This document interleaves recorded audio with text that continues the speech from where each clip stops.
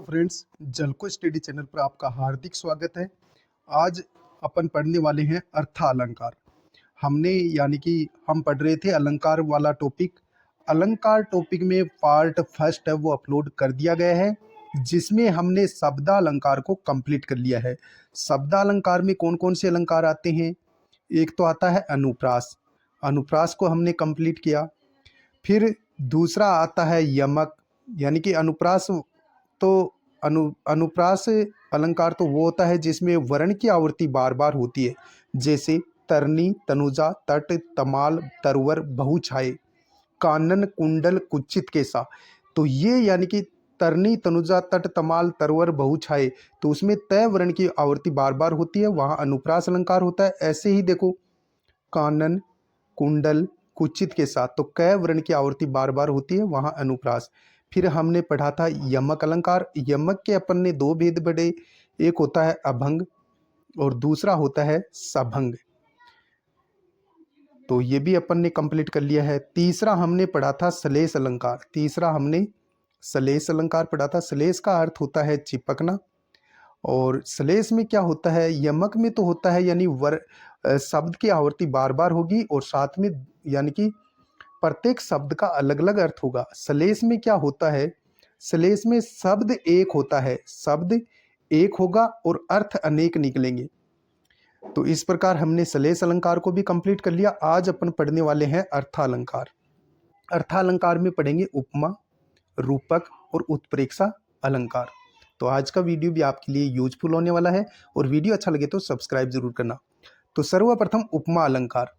जब किसी वस्तु या व्यक्ति की विशेषता दर्शाने के लिए उसकी समानता उस गुण से भी बड़ी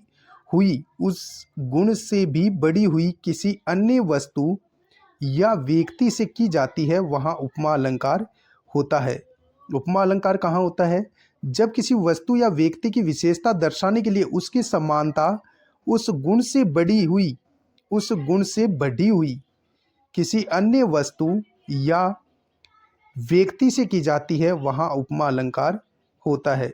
जैसे देखो सीता का मुख चंद्रमा के समान है, तो सीता का जो मुख है उसको यानी कि किसकी उपमा दी गई? चंद्रमा की उपमा दी गई है। तो यहाँ यानी कि सीता के मुख की जो उपमा दी गई वो चंद्रमा बड़ा है, सीता का मुख बड़ा है, यानी कि अपने से बड़ी वस्तु या बड़े व्यक्ति से तुलना की जाती है, समानता दर्शाई जाती है, वहाँ उपमा अलंकार होता है। तो उपमा अलंकार की परिभाषा क्या होगी? जब किसी वस्तु या व्यक्ति की विशेषता दर्शाने के लिए समानता उस गुण से बड़ी हुई किसी अन्य वस्तु या व्यक्ति से की जाती है, वहाँ उपमा अलंकार होता है। जैसे सीता के मुख की तुलना की गई चंद्रमा से। अब उपमा के अंग कितने होते हैं? ये क्वेश्चन बहुत बार एग्जाम में पूछा गया है। उपमा के अंग, तो देखो उपमा के अंग होते हैं 4। उपमा के अंग कितने होते हैं? 4 होते हैं। उपमेय हमने पढ़ा कि सीता का मुख चंद्रमा के समान है, तो सीता तो हो गई उपमेय। उपमान हो गया चंद्रमा, यानी कि जिससे तुलना कर रहे हैं तो वो हो गया उपमान। उपमान है चंद्रमा। किससे कर रहे हैं? सीता से, तो वो हो गया उपमेय। समान धर्म गुण होता है सुंदर, यानी चंद्रमा भी सुंदर है तो सीता का मुख भी सुंदर है, तो ये समान धर्म गुण है दोनों में। वाचक शब्द के समान, यानी कि वाचक शब्द कौन सा है? के समान, यानी दोनों की तुलना समान की गई है। अब अपन पढ़ेंगे उपमेय। उपमेय क्या होता है? जिस व्यक्ति या वस्तु की तुलना की जाती है या समानता बताई जाती है उसे उपमेय कहते हैं। जैसे सीता यहाँ उपमेय है, सीता का मुख चंद्रमा के समान है, तो सीता यहाँ क्या है? उपमेय। जिस व्यक्ति या वस्तु की तुलना की जाती है या समानता बताई जाती है उसे उपमेय कहते हैं, तो सीता यहाँ क्या हो गई? उपमेय। अब देखो उपमान। उपमान क्या होता है? उपमान जिस प्रसिद्ध वस्तु या व्यक्ति से उपमेय की समानता बताई जाती है उसे उपमान कहते हैं। जिस प्रसिद्ध वस्तु या व्यक्ति से उपमेय की समानता बताई जाती है उसे उपमान कहते हैं। उपयुक्त उदाहरण में चंद्रमा है, ये उपमान है। चंद्रमा क्या है? उपमान है। सीता का मुख चंद्रमा के समान है, तो चंद्रमा क्या हो गया? उपमान हो गया। समान धर्म क्या होता है? उपमेय और उपमान दोनों में जो गुण समान पाया जाता है या जिस सामान्य गुण की तुलना की जाती है उसे समान धर्म कहते हैं। जैसे यहाँ सुंदर है तो ये समान धर्म गुण है। चंद्रमा भी सुंदर है, सीता का मुख भी सुंदर है। तो समान धर्म क्या हो गया?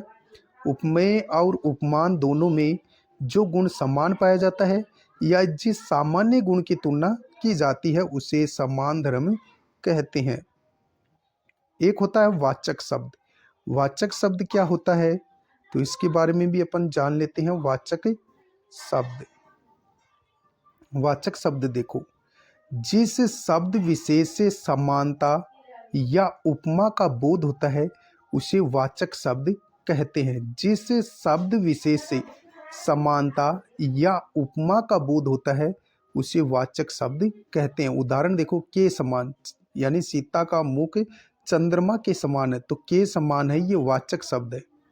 नोट, वाचक शब्द से पहले उपमान आता है, इस बात को आप ध्यान में रखेंगे। उपमेय नहीं आता, उपमेय तो सीता हो गया, और यानी वाचक शब्द के पहले उपमान आता है। उपमान हमने पढ़ा था कि उपमान क्या हो गया? चंद्रमा, तो यानी चंद्रमा के समान है, तो वाचक शब्द से पहले क्या आएगा? उपमान आएगा। तो चंद्रमा क्या हो गया? उपमान। तो वाचक शब्द से पहले उपमान आता है, उपमेय नहीं आता है। आगे देखो, आगे उपमा के इन चारों अंगों, यानी उपमा के इन चारों अंगों कौन कौन से? उपमेय, उपमान, समान धर्म और वाचक शब्द में से किसी के भी लुप्त होने पर लुप्त उपमा अलंकार होता है। लुप्तोपम अलंकार होता है या लुप्त उपम अलंकार होता है। जैसे उदाहरण देखो, पीपर पात सरिस मन डोला। एक तो आप ध्यान में रखेंगे कि उपमा अलंकार होता क्या है, ये तो आगे की बात है। लुप्त उपमा अलंकार कौन सा होता है, यानी कि इसकी ट्रिक बता दूं आपको। उपमा अलंकार कैसे पता चलेगा? यानी आपको जो पंक्ति दी हुई होगी उसमें सम, सी, के समान, के समान, इस प्रकार के, और सरिस, ये वाचक शब्द मिलेंगे आपको। सम, सी, के समान, सरिस, इस प्रकार के वाचक शब्द मिलेंगे, वहाँ उपमा अलंकार होता है। देखो यहाँ सरिस दे दिया तो यहाँ उपमा अलंकार है। पीपर पात सरिस मन डोला, तो इसमें देखो सरिस आ गया, तो ये क्या हो गया? उपमा अलंकार है। अब यानी कि उपमा अलंकार के भी भेद हैं, तो लुप्त उपमा अलंकार इसमें है, क्योंकि इन चारों में से एक भी अंग यदि लुप्त हो जाता है वहाँ लुप्त उपमा अलंकार होता है। जैसे पीपर पात, ये तो हो गया उपमान, यानी पीपल के पत्तों के समान। सरिस हो गया वाचक शब्द, मन हो गया उपमेय, डोला यानी ये समान धर्म है दोनों में, यानी पीपल के पत्तों के समान मन है वो, यानी कि डोला। तो मन, ये तो हो गया उपमेय, तुलना किससे की गई? पीपल के पत्तों से, तो ये हो गया उपमान। सरिस वाचक शब्द है और डोला ये समान धर्म है दोनों में। जिस प्रकार पीपल के पत्ते हवा में हिलते डुलते रहते हैं, इसी प्रकार मन है वो भी हिलता डुलता रहता है। अर्थात अर्थ क्या हो गया? चंचल व्यक्तियों का मन पीपल के पत्तों के समान होता है। आगे देखो अगला उदाहरण, वह दीप सिकासी, ये देखो सी आ गया, के समान मिलेगा, सम मिलेगा, सी मिलेगा, सरिस मिलेगा। तो इस प्रकार के यानी कि वाचक शब्द जहां मिल जाते हैं वहां उपमा अलंकार होगा। तो इस बात को आप ध्यान में रखेंगे, वहां उपमा अलंकार होगा। वह दीप सिकासी शांत भाव में लीन, तो शांत भाव है, यहां देखो वह, ये तो हो गया उपमेय, दीपशिखा हो गया उपमान, सी वाचक शब्द है, शांत भाव ये समान धर्म हो गया, तो ये उपमा का उदाहरण है। तो दीप सिखासी यानी दीपक की लो के बिना हिले डुले जलती रहती है, यानी दीपक की लो बिना हिले डुले जलती रहती है। इसी प्रकार वह भी शांत भाव में लीन है, यानी किसी नारी के लिए कहा गया है कि वह नारी भी दीप शिखा के समान बिना हिले डुले शांत भाव में लीन है। तो शांत भाव है, ये तो हो गया समान धर्म। सी वाचक शब्द अपन को पकड़ना है, तो ये उपमा अलंकार है। दीपशिखा हो गया उपमान और वह हो गया उपमेय। अगला उदाहरण देखो। अगला उदाहरण है, उषा सुनहले तीर बरसती, जय लक्ष्मी सी आ गया। देखो उपमा अलंकार है, उदित हुई। तो उषा तो हो गया उपमेय, सुनहले तीर बरसती ये सम्मान धर्म हो गया, जय लक्ष्मी ये उपमान है, सी इसमें वाचक शब्द हो गया। सी इसमें क्या हो गया? वाचक शब्द है। जय लक्ष्मी इसमें उपमान है, उषा इसमें उपमेय है, सुनहले तीर बरसती ये सम्मान धर्म है। अर्थ क्या हो गया? प्रातःकालीन सूर्य की किरणें और लक्ष्मी के सोने के तीर के समान होते हैं। प्रातःकालीन सूर्य की जो किरणें हैं वो लक्ष्मी के सोने के तीर के समान होते हैं। तो लक्ष्मी के जो सोने के तीर हैं और साथ में सूर्य की जो प्रातःकालीन जो किरणें हैं, इन दोनों में समानता दर्शाई गई है। तो जहां उपमेय में उपमान की समानता दर्शाई जाती है, वहां उपमान उपमा अलंकार होता है। अगला उदाहरण देखो। अगला उदाहरण है, मुख बाल रवि सम आ गया। देखो उपमा अलंकार है, लाल होकर ज्वाला सा आ गया, बोधित हुआ। मुख बाल रवि सम, लाल होकर ज्वाला सा बोधित हुआ। तो मुख हो गया उपमेय, बाल रवि उपमान है, सम इसमें वाचक शब्द है। यहां देखो ज्वाला इसमें उपमान है, सा इसमें वाचक शब्द है। तो यहाँ उपमान भी दो हैं, वाचक शब्द भी दो हैं, तो इसमें उपमा अलंकार है। ये देखो सा आ गया, यानी उसका मुख उगते हुए सूर्य जैसा लाल और ज्वाला के समान है। उसका मुख, मुख बाल रवि यानी मुख है वो उगते हुए सूर्य के समान, सम यानी समान, लाल होकर ज्वाला सा बोधित हुआ, सूर्य के समान, और लाल और ज्वाला के समान है। तो उसका मुख उगते हुए सूर्य जैसा, लाल और ज्वाला के समान है। नोट, जहां उपमेय एक हो तथा उपमान एक से अधिक हो, वहां मालोपमा अलंकार होता है। तो इस बात का आप ध्यान में रखेंगे, ये मालोपमा अलंकार है। तो इसमें कौन सा अलंकार है? मालोपमा अलंकार है। देखो जहां उपमेय एक हो, तो इसमें उपमेय एक है, केवल मुख है वो एक उपमेय है, तथा उपमान एक से अधिक हो। उपमान इसमें एक तो ज्वाला उपमान है, एक बाल रवि ये उपमान है। तो इसमें दो उपमान है। कितने उपमान है? दो उपमान है। वहाँ यानी कि तथा उपमान एक से अधिक हो, वहाँ मालोपमा अलंकार होता है। इस वाक्य में मुख एक उपमेय है तथा बाल रवि और ज्वाला ये दो उपमान है। तो इसमें कौन सा अलंकार हो गया? मालोपमा अलंकार हो गया। इस बात का आप ध्यान में रखेंगे। तो मुख बाल रवि सम यानी मुख है वो तो हो गया उपमेय, जो मुख है वो बाल यानी उगते हुए सूर्य के समान, सम यानी सम्मान, तथा लाल होकर यानी लाल, लाल भी है और उगते हुए सूर्य के समान है, तथा ज्वाला के समान लाल दिखाई देता है। तो ज्वाला है ये भी उपमान है, और यहाँ सा भी दे दिया, तो ये वाचक शब्द है। तो उपमान ये दो मिलेंगे और उपमेय एक मिलेगा, वहाँ मालोपमा अलंकार होता है। वहाँ कौन सा अलंकार होगा? मालोपमा अलंकार होता है। हमने एक पढ़ा था कि यानी कि जो लुप्त एक अंग यदि लुप्त होता है, वहाँ माल लुप्त अलंकार एक अपने पढ़ा था अभी पहले। हमने पढ़ा था इससे पहले कि लुप्त उपमा अलंकार। तो लुप्त उपमा अलंकार कौन सा होगा? जिसमें एक अंग, चार अंग मैंने बताए थे, उपमेय, उपमान, सम्मान धर्म और वाचक शब्द। इनमें से एक अंग यदि लुप्त हो जाता है तो वो लुप्तोपमा अलंकार होता है। और ये मालोपमा अलंकार है जिसमें एक तो होगा उपमेय और एक से अधिक मिलेंगे उपमान, वहां होगा मालोपमा अलंकार। तो इस बात का आप ध्यान में रखेंगे। अगला उदाहरण देखो, नील कमल से सुंदर नयन यानी नील कमल के समान है सुंदर नयन। तो से वाचक शब्द मिल गया, तो ये तो कन्फर्म हो गया कि इसमें उपमा अलंकार है। कौन सा अलंकार है? उपमा अलंकार। उपमेय नील कमल ये उपमान है। किसकी तुलना की गई है? आंखों की। तो यानी कि आंख क्या हो गया? उपमेय। यानी आंख है वो नील कमल के समान सुंदर है। तो आंख उपमेय हो गया, नयन उपमेय हो गया, सुंदर इसमें समान धर्म है, से इसमें वाचक शब्द है। तो से, सम, के समान, इस प्रकार के वाचक शब्द जहां मिलेंगे वहां उपमा अलंकार होता है। अगला उदाहरण देखो। रति सम रमणीय मूर्ति राधा की। रति सम रमणीय मूर्ति राधा की, यहां सम आ गया, इसका मतलब उपमा अलंकार तो है।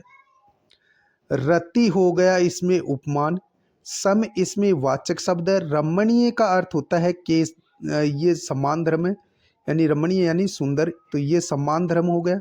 मूर्ति राधा की, मूर्ति राधा की है, ये हो गया उपमेय। रति कौन थी? कामदेव की पत्नी। तो इसका अर्थ क्या हो जाएगा? राधा का मुख कामदेव की पत्नी के समान सुंदर है। तो राधा का जो मुख है वो कामदेव की पत्नी के समान सुंदर है। तो यानी कि राधा का जो मुख है, मूर्ति राधा की, ये तो हो गया उपमेय। किस यानी रमणीय का अर्थ है सुंदर, तो ये हो गया समान धर्म। सम यानी समान, तो ये वाचक शब्द है।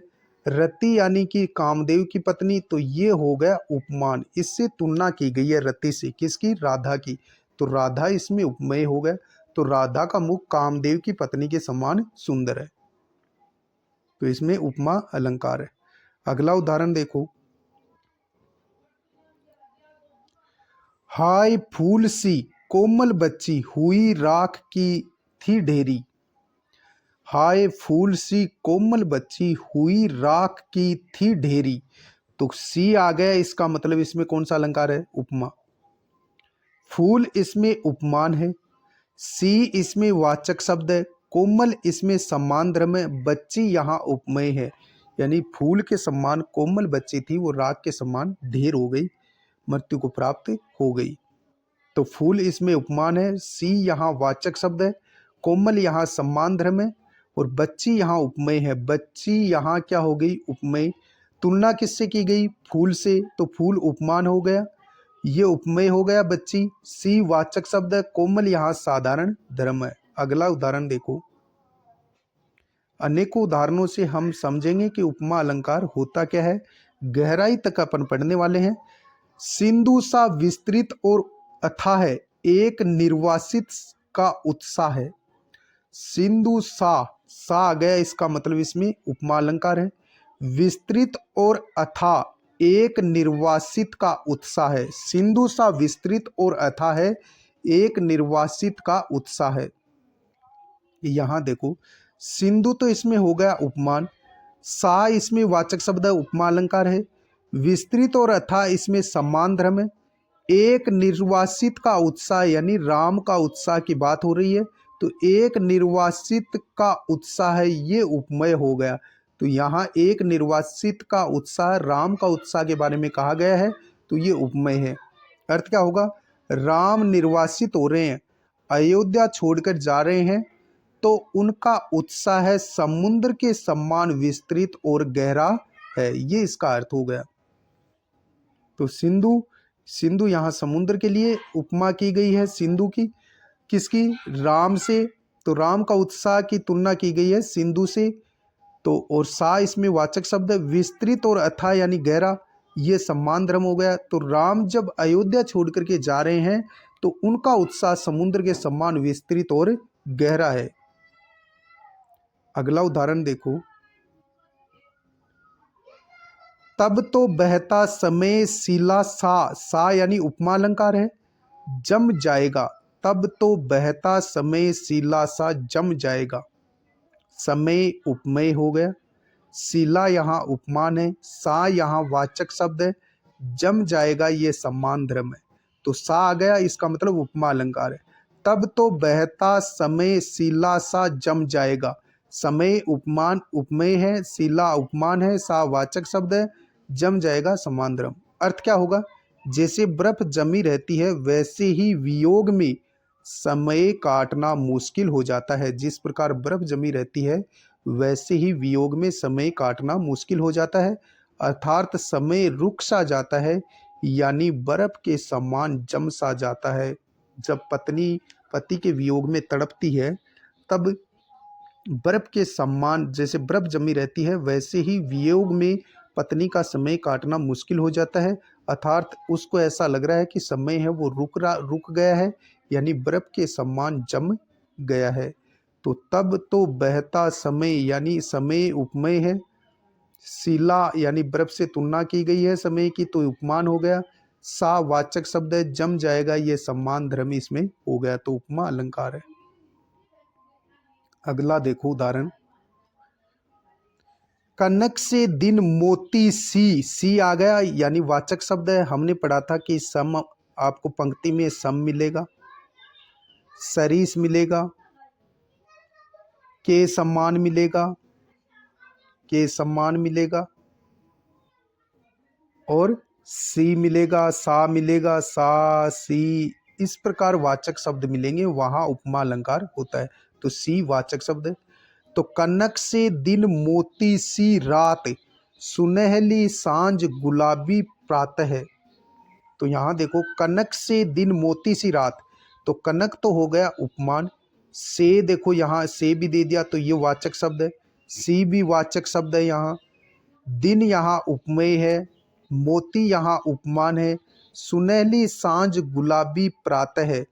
तो यानी साधारण धर्म लुप्त होने पर, यानी कि यहाँ साधारण धर्म लुप्त होने पर लुप्त उपमा अलंकार है, लुप्तोपमा अलंकार है। हमने पढ़ा था लुप्त यानी कि चारों में से एक अंग आपको लुप्त मिलेगा, वहाँ यानी कि यहाँ सम्मान धर्म जो गुण है वो लुप्त है। कनक से दिन यानी सोने के समान दिन, मोती सी रात और सुनहली सांझ गुलाबी प्रातः है। तो यहाँ यानी कि सम्मान धर्म नहीं है, तो ये लुप्त उपमा अलंकार कहलाता है। अगला उदाहरण देखो, अनेकों उदाहरण से अपन यानी उपमा अलंकार को गहराई से पढ़ पाएंगे। गूंजते थे रानी के तान, तीर सी यानी उपमा अलंकार है, लगती थी तान, तो इसमें भी साधारण धर्म लुप्त है, तो ये लुप्त उपमा अलंकार है। गूंजते थे रानी के तान, तो गूंजते थे रानी के तान, तीर सी लगती थी तान, तो तीर तो हो गया यहाँ उपमान, सी यहाँ वाचक शब्द है, तो इसमें यानी साधारण धर्म है वो लुप्त है, तो इसमें लुप्त उपमा अलंकार है। अगला देखो, अगला उदाहरण क्या है, नील सरोरु है, श्याम तरुण, अरुण वारिज नयन, करहु सो मम उर धाम, सदा क्षीर सागर शयन। देखो किस प्रकार का उदाहरण दिया है, ऐसे उदाहरण एग्जाम में मिलते हैं। नील सरोरु है, श्याम तरुण, अरुण वारिज नयन, करहु सो मम उर धाम, सदा क्षीर सागर शयन। तो इसमें देखो नील सरोरु है उपमान है, और श्याम तरुण ये उपमेय है, अरुण वारिज इसमें उपमान है, और उपमेय इसमें नयन है। नयन इसमें क्या होगा, उपमेय। अर्थ, पहले अर्थ देखो, नील कमल के समान युवा श्याम है, उनके नेत्र लाल कमल के समान है, मेरे हृदय में वास कीजिए, हमेशा क्षीर सागर में शयन करने वाले। विष्णु के अर्थ में यहाँ भगवान श्री कृष्ण की तुलना की गई है। तो नील कमल के समान युवा श्याम है, किसके समान, नील कमल के समान, तो नील सरोरु है, ये तो हो गया उपमान, श्याम यानी ये उपमेय हो गया, श्याम तरुण यानी युवा श्याम, तो ये हो गया उपमेय। अरुण वारिज, अरुण वारिज ये हो गए यहाँ उपमान, यानी एक उपमेय और अनेकों उपमान होते हैं, वहाँ मालोपमा अलंकार होता है। वहाँ कौन सा अलंकार होगा, मालोपमा अलंकार होता है। वाचक शब्द इसमें लुप्त है, सॉरी इसमें वाचक शब्द लुप्त है, तो इसमें देखो वाचक शब्द कहीं नहीं दिया हुआ, सा सी से के सम्मान ये नहीं दिया हुआ, तो इसमें यानी कि लुप्त उपमा अलंकार है। तो नील कमल के समान युवा श्याम है, उसके नेत्र लाल कमल के समान है, मेरे हृदय में वास कीजिए, हमेशा क्षीर सागर में शयन करने वाले विष्णु के अर्थ में। आगे देखो, मालोपमा अलंकार, मालाओं की उपमा। जहाँ एक उपमेय हो तथा अनेक उपमान हो वहाँ मालोपमा अलंकार होता है। हमने उदाहरण भी देखा, जहाँ एक उपमेय हो तथा अनेक उपमान हो वहाँ मालोपमा अलंकार होता है। उदाहरण देखो, जिए बिन देह नदी बिनु बारी। तो जिए बिनु देह नदी बिनु बारी, तैसे ही नाथ पुरुष बिनु नारी। जिए बिन देह नदी बिनु नारी, नदी बिनु बारी, तैसे ही नाथ पुरुष बिनु नारी। जिए बिन देह, ये तो हो गया उपमान। जिए बिन देह यानी बिना देह के जीना, ये तो हो गया उपमान। नदी बिनु बारी, तो ये भी उपमान है, दो उपमान हो गए। तैसे ही नाथ यानी पति के लिए कहा गया है। पुरुष बिनु नारी यानी बिना पुरुष के नारी, तो ये उपमेय हो गया। पुरुष बिना नारी, ये तो हो गया उपमान, और इसमें दो उपमान है, तो ये मालोपमा अलंकार है। अर्थ क्या हो जाएगा? अर्थ देखो यहाँ, अर्थ हो जाएगा, बिना पुरुष की नारी की दशा वैसी ही होती है जिस प्रकार बिना जीव के शरीर होता है और बिना पानी के नदी के समान होती है। बिना पानी के नदी के समान होती है कौन? नारी। तो बिना पुरुष की नारी की दशा वैसी होती है जिस प्रकार बिना जीव के शरीर होता है और बिना पानी के नदी होती है। अगला उदाहरण देखो, अगला उदाहरण है, वह विचार की पुतली का सी। सी वाचक शब्द है, इसका मतलब उपमा अलंकार तो है, तो लेकिन उपमा भी कौन सा है? वह विचार की पुतली का सी, तो वह तो हो गया उपमेय, किसी स्त्री के बारे में कहा गया है। विचार की पुतली का ये उपमान हो गया। सी इसमें वाचक शब्द है। विषम जगत की प्रति छाया सी, तो सी इसमें वाचक शब्द है, और विषम जगत की प्रति छाया ये उपमान है। विश्व चित्तर सी, इसमें देखो विश्व चित्तर सी ये उपमान है, सी वाचक शब्द है। सरित लहर इसमें उपमान है, सी इसमें वाचक शब्द आ गए।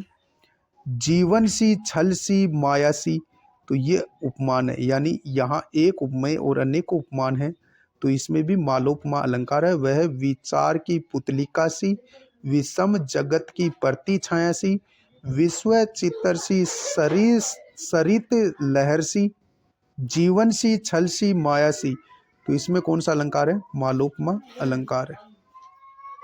अगला उदाहरण देखो, अगला उदाहरण है अपना, अगला उदाहरण, रूप जाल नंदलाल के परी कहूँ बहुरी छुटे न, खंज खंज रीठ मृग मीन से ब्रज बतितन के नैन। रूप जाल नंदलाल के परी कहूँ बहुरी छुटे न, खंजरीट मृग मीन से ब्रज बतिनन के नैन। तो यहाँ खंजरीट है, ये उपमान है। मृग भी यहाँ उपमान है। मीन ये भी उपमान है। से यहाँ वाचक शब्द है। ब्रिज बतिनन के नैन ये यहाँ उपमेय है, क्योंकि नैनों की तुलना की गई है, तो यहाँ ब्रज बतिनन के नैन, तो ये उपमेय है।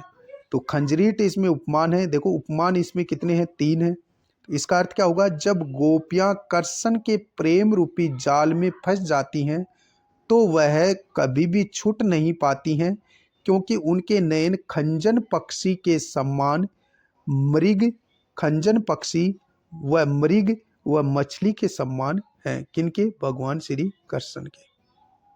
जब गोपियां कृष्ण के प्रेम रूपी जाल में फंस जाती हैं तो वह कभी छूट नहीं पाती, क्योंकि उनके नयन किनके? कृष्ण के।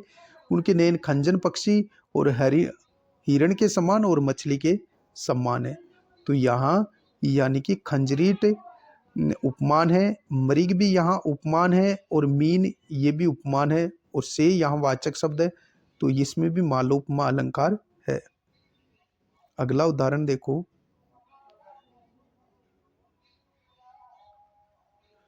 अगला उदाहरण है, सिंह सी काननों में, योगिनी सी सेलों में, सफरी सी जल में, विहंगनी सी व्योम में। यानी कि और जाती सभी और उन्हें खोज कर लाती मैं।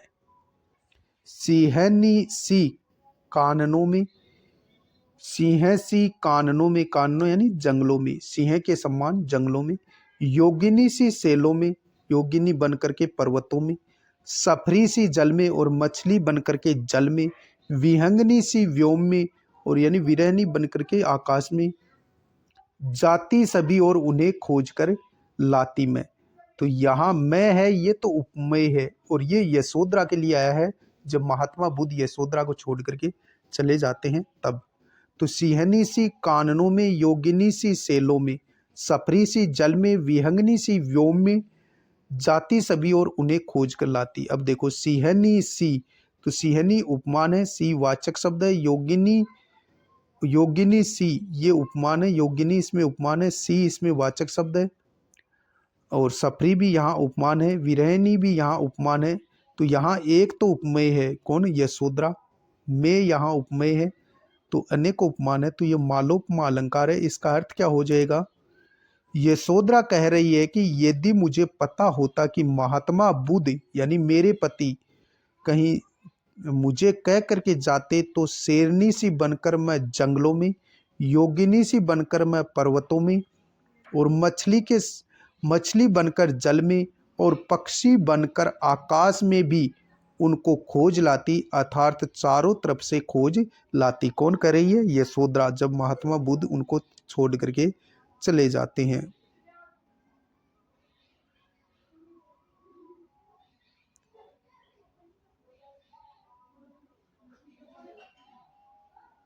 अगला देखो क्वेश्चन पूछा गया है, इतते उत उतते इते, छिनु न कहू ठहरती, जकन परती चक्री बही, फिरी आवती फिरी जाती। तो इसमें यानी कि कौन सा अलंकार है, उपमेय वाचक लुप्त उपमा अलंकार है, उपमेय वाचक लुप्त उपमा अलंकार है। इतते उत उतते इते, छिनु न कहू ठहरती, जकन परती चक्री बही, फिरी आवती फिरी जाती। इसका अर्थ क्या है, नायिका इधर से उधर, उधर से इधर क्षण भर के लिए भी नहीं रुकती और चैन भी नहीं पड़ता, नायिका को चक्री हो गई है, यानी वो बार बार घूम फिर रही है, फिर आती है फिर चली जाती है और फिर चली जाती है। तो इसमें यानी कि उपमेय वाचक लुप्त उपमा अलंकार है, ये इसका अर्थ है। तो ये इंपॉर्टेंट है भाई, एग्जाम में पूछा गया है। नोट लगा करके मैंने लिखा भी है, ये आप देख लो, नोट लगा करके मैंने लिखा है। क्या लिखा है, क्योंकि इसमें उपमेय नायिका का कहीं भी नाम नहीं आया है इसलिए उपमेय लुप्त, क्योंकि इसमें उपमेय यानी नायिका का नाम कहीं नहीं आया तो इसमें उपमेय लुप्त और वाचक शब्द सा सी से के समान कहीं भी नहीं आया है, इसलिए वाचक शब्द भी इसमें लुप्त है। अगला उदाहरण देखो पूछा गया, इंपॉर्टेंट है भाई।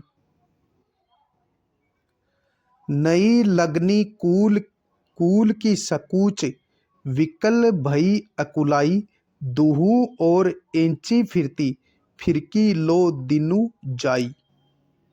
इसमें पूछा गया उपमान लुप्त, उपमेय लुप्त, वाचक लुप्त, धर्म लुप्त। तो इसका उत्तर हो जाएगा धर्म लुप्त उपमा अलंकार है।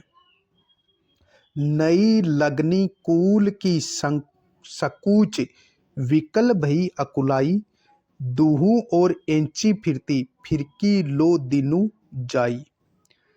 तो इसमें देखो फिरकी है ये उपमान है, लो यहाँ वाचक शब्द है, दिनु यहाँ उपमेय है, तो यहाँ उपमेय यानी लो वाचक शब्द है और फिरकी यहाँ उपमान है। इसका अर्थ देखो पहले क्या होगा, इसमें धर्म लुप्त उपमा अलंकार है, अर्थ क्या हो जाएगा, किसी नायिका का नया नया प्रेम हुआ है और उसे प्रेम की नई लगन है, अर्थात प्रेमी से मिलना चाहती है लेकिन उसे कुल का संकोच भी है, यानी वो डर भी रही है और नायक से न मिलने के कारण व्याकुल भी है। वह एक तरफ मिलना चाहती है दूसरी तरफ भयभीत है, तब उसका दिन फिरकी की तरह बीत रहा है, यानी वो घर वालों से भी डर रही है और मिलना भी चाहती है। अगला उदाहरण देखो इंपॉर्टेंट है, रवि को चहत सरोज ज्यों, शशि को चहत चकोर, वन को चाहत मोर ज्यों, त्यों तुमको मन मोर। रवि को चहत सरोज ज्यों, शशि को चहत चकोर, वन को चाहत मोर ज्यों, त्यों तुमको मन मोर। बादल को मोर चाहता है, वैसे ही मेरा मन उसको चाहता है। किसको? अपने पति को। रवि को चहत सरोज ज्यों, यानी कमल सूर्य को चाहता है। रवि यानी सूर्य को, सरोज यानी कमल, कमल सूर्य को चाहता है। शशि को चहत चकोर, और चकवा शशि यानी चंद्रमा को चाहता है। वन को चाहत मोर, वन को यानी जंगल को मोर चाहता है। घन है ये, घन को चाहत मोर ज्यों, ये वन नहीं है भाई, घन है। बादल को मोर चाहता है, त्यों तुमको मन मोर, यानी वैसे ही मेरा मन आपको चाहता है। तो इसका उत्तर क्या हो जाएगा? उपमा व रूपक अलंकार है इसमें दोनों। मोर रूपी मन के अर्थ में तो इसका यानी कि रूपक अलंकार है, और उपमा इसमें वाचक शब्द ज्यों त्यों के कारण इसमें उपमा अलंकार भी है। अगला उदाहरण देखो।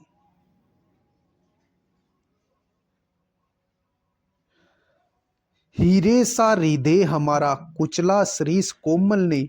पंक्ति में अलंकार है, तो इसमें उपमा और अनुप्रास है। आवर्ती के कारण अनुप्रास भी अलंकार है, और सा वाचक शब्द है, तो उपमा अलंकार भी है। हीरे सा हृदय हमारा, कुचला श्रीस कोमल ने। तो इस पंक्ति में ये पूछा गया एग्जाम में, तो उपमा अलंकार भी है सा वाचक शब्द के कारण, और है वर्ण की आवर्ती के कारण इसमें अनुप्रास अलंकार भी है। अगला उदाहरण देखो। एक रम्य उपवन था, नंदन वन सा, यानी उपमा अलंकार है इसमें, और नंदन वन यानी ये उपमान है, तो इसमें उपमा अलंकार है। अगला उदाहरण देखो। सफरी से चंचल घने, मरिग से पीन सुएन, कमल पत्र से चारु ये, राधा जू के मैन। देखो, सफरी से चंचल घने, मरिग से पिन सुएन, कमल पत्र से चारु ये, राधा जू के नैन। तो मेन राधा जू के मेन, तो ये मुएन तो हो गया यहाँ उपमेय। पिन का अर्थ होता है बड़े, सुएन का अर्थ होता है अच्छे, और सफरी से यानी मछली के सम्मान, तो ये वाचक से शब्द है, ये वाचक है। सफरी यहाँ उपमान है। चंचल घने यानी चंचल है।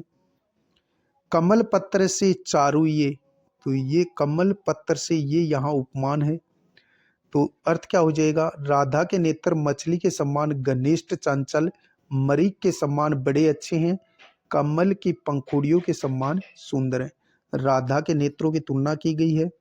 मछली के समान घनिष्ठ चंचल भी हैं, मरीक के समान बड़े भी अच्छे भी हैं, और कमल की पंखुड़ियों के समान सुंदर भी हैं। तो यहाँ मालोपमा अलंकार है, एक उपमेय और अनेकों उपमान है। अगला उदाहरण देखो। दूर दूर तक विस्तृत था हिम, स्तब्ध उसी के हृदय समान। समान यहाँ वाचक शब्द दे दिया, तो इसमें उपमा अलंकार भी है और मानवीकरण अलंकार भी है। दूर दूर तक विस्तृत था हिम, हिम यहाँ उपमेय है बर्फ, और विस्तृत यानी फैली हुई। स्तब्ध उसी के हृदय समान, समान यहाँ वाचक वाचक शब्द है, और उपमान क्या हो गया? हृदय। इसका अर्थ क्या होगा? दूर दूर तक बर्फ फैली हुई थी, उसी के समान हृदय भी स्तब्ध था। तो यहाँ उपमा और मानवीकरण अलंकार भी है। अगला उदाहरण देखो। वह इष्ट देव के मंदिर की पूजा सी वाचक शब्द है, उपमा अलंकार है। पूजा यहाँ उपमान है, वह ये उपमेय है। वह दीप सिकासी शांत भाव में लीन, उपमा अलंकार है। वह क्रूर कांताडव की स्मृति रेखा सी, वाचक शब्द आ गया, उपमा अलंकार है। वह टूटे तरु की छूटी लता सी दीन, तो इसमें मालोपमा अलंकार है। यहाँ वह उपमेय के लिए 3 उपमानों का प्रयोग हुआ है, इसलिए इसमें यानी मालोपमा अलंकार है पूरी पंक्ति में, और वैसे इसमें उपमा अलंकार है।